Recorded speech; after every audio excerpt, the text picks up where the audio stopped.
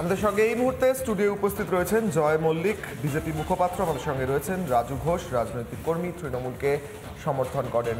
রাজুদা, এই নতুন প্রকল্পে মানে কি এক্স্যাক্টলি করা হচ্ছে? গর্ত খুঁড়ে দেওয়া হচ্ছে সীমান্ত জুড়ে, বেশ কয়েক ফিট ডিপ, একজন মানুষ ইজিলি থাকতে পারবে এবং তার মধ্যে থেকে মাদক পাওয়া যাচ্ছে বটে, আরও অনেক কিছু পাওয়া যেতে পারে। আর বাংলাদেশি জঙ্গিদের খোঁজই বা এপারে কেন চলছে, কি করছেন? মানে এপারে কি নতুন কোনো সিস্টেম শুরু হয়েছে? দরজা খুলে দেওয়ার কথা শুনেছিলাম এর আগে।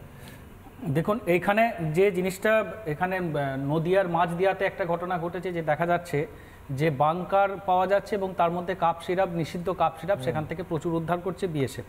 কতটা বড় বাংকার আপনি জানেন? হ্যাঁ, দেখেছি, অনেক বড় বাংকার, অনেক বড় বাংকার। কিন্তু কয়েকদিন আগে, কিছুদিন আগেই যে ভারতীয় আমাদের যে কেন্দ্র সরকার, তার বিএসএফ বলল যে আমরা 50 কিলোমিটার আমাদের বর্ডার থেকে 50 কিলোমিটার আমাদের এখতিয়ার করা হোক। 50 কিলোমিটার গাজওয়ারিভাবে তারা পাশ করলো বিল যে 50 কিলোমিটার বিএসএফের এখতিয়ারের মধ্যে আনা হোক। বিএসএফ 50 কিলোমিটার পেল, আর সেই 50 কিলোমিটারের মধ্যেই আজকে কোথাও বাংকার বেরোচ্ছে, কোথাও নিষিদ্ধ কাপ সিরাপ বেরোচ্ছে। এই সম্পূর্ণ দায় বিএসএফ তার নিজের এখতিয়ারের মধ্যে কিভাবে ঢুকলো, কিভাবে এত মজুত হলো, এর সম্পূর্ণ দায়ভার সব বিএসএফ এর। কারণ ওই এলাকাটা 50 কিলোমিটার বর্ডার এলাকার। মমতা বন্দ্যোপাধ্যায় প্রত্যেক সময় বলেন যা যা ঘটছে, যা যা অশান্তির ঘটনাগুলো ঘটছে, তার পেছনেও বিএসএফ দায়ী এবং কখনো জামাতি বন্ধুদের দেখতে পান না মমতা বন্দ্যোপাধ্যায়। আমি জয়বাবুর কাছে আসবো, আপনার কাছে জানতে চাইবো, আপনার যিনি একটা কথা, বিষয় দরজা খোলার কথাটা তো বিএসএফ বলেনি, তাই না? একদমই আমরা এই বিষয় নিয়ে কথা বলবো, কিন্তু তার আগে জয়বাবুর কাছ থেকে জানতে চাইবো যে দেখুন, আপনার পাশে বসে রাজুবাবু যখন এই কথাগুলো বলছেন, সমস্ত দায়, এই 50 কিলোমিটারের রেডিয়াসের কথাও তিনি বলছেন, সমস্ত দায় বিএসএফ এর।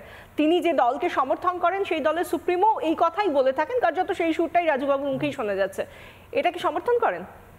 প্রথম কথা বলি, এটা আজকে থেকে শুরু হয়নি। বিল কবে পাস হয়েছে উনি খুব ভালো করে জানেন। পশ্চিমবঙ্গে দরজা খুলে দেওয়ার কথা কে বলেছিলেন?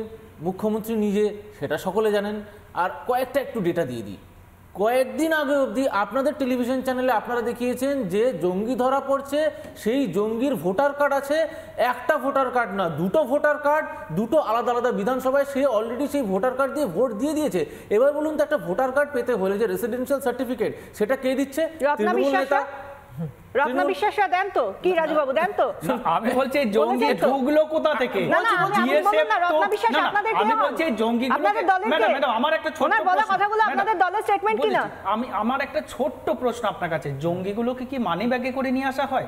যে বিএসএফ দেখতে পায় তাদেরকে শংসাপত্র কি বাংলাদেশ থেকে দেওয়া হচ্ছে না, এই দেশ থেকে, এই রাজ্য থেকে দেওয়া হচ্ছে? এই রাজ্য থেকে মানি ব্যাগে করে কি জঙ্গি আসে? আমার আপনার মানি ব্যাগের ভেতরে যে আধার কার্ডটা থাকে, সেটা এত বড় বর্ডার, এত সিকিউরিটি, এত বিএসএফ, তারা কি করছে? তারা নাকে সরছে তেল ঘুমাচ্ছে, শুনে নিন কিভাবে ঢুকছে এখানে। আপনার প্রশ্নের উত্তর দিচ্ছি, একটু শুনে নিন।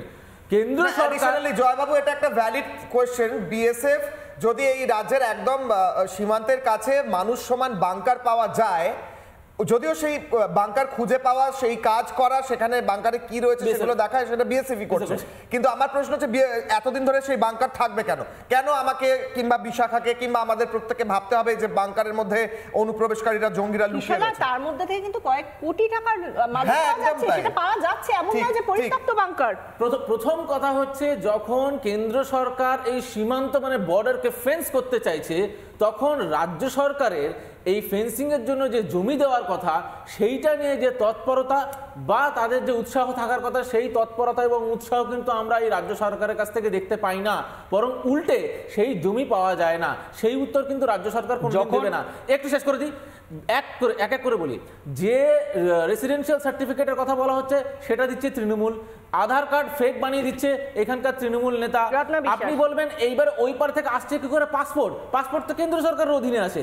এবারে বলি, পাসপোর্টটা ফাইনাল যে পুলিশ ভেরিফিকেশনটা হয় না, সেটা পশ্চিমবঙ্গের পুলিশ ভেরিফিকেশন হয়ে তারপরে আসছে।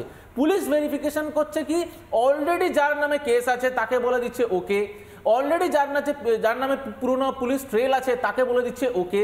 এবং আপনারাই খবরে দেখেছেন, টাকার বিনিময় রীতিমতো 25,000 30,000 টাকা এগেইনস্টে পুলিশ ভেরিফিকেশন হয়ে যাচ্ছে, এবং এরকম এসআই র্যাঙ্কের অফিসারও কিন্তু তদন্তে উঠে এসেছে।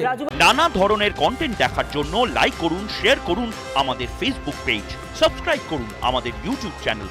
পাশাপাশি অন্যান্য ব্রেকিং নিউজের জন্য অবশ্যই চোখ রাখুন রিপাবলিক বাংলায়।